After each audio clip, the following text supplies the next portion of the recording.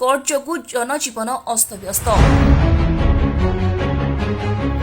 कलाहांडी जिला धर्मगढ़ अंचल प्रबल गरम सह गुळुगुळी समय वर्तमान घन घन बिजुली कट जोगु लोक अस्तव्यस्त होउछन्ति।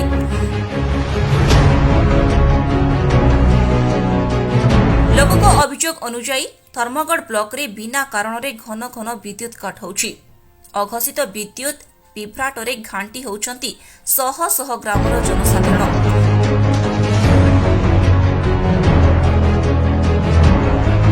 बिजुली केतेबेले आसुछि जाउछि तार किछि ठीक ठिकଣା नाही। सेपटे काहेकि एते मात्रा रे विद्युत विभ्राट होउछि तार उत्तर मध्य काहा पाखरे नाही। अघोषित विद्युत कट पडुथिबा बेले लोकंक मध्यरे असंतोष बढिबारे लागिछि।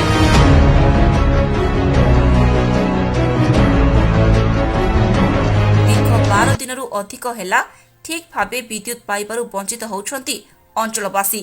सामान्य पवन हेले बिजुली कटुछि। वर्षा हेले घंटा घंटा अंधारे रहिबाकु पडुछि। धर्मगढ़ ब्लॉक रो सेमला, लछीपुर, कदलीमुंडा, पिपला, गड़ियाचर अंचल रे विद्युत कट लोकंक देह सुहा होई सारलाणी।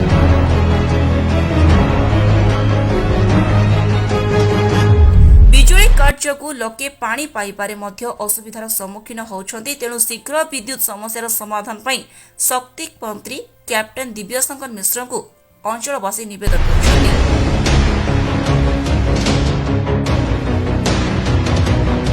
कलाहांडी सुधीर कुमार गोपाल को रिपोर्ट सत्य न्यूज 24। आपण देखुछन्ती सत्य न्यूज 24।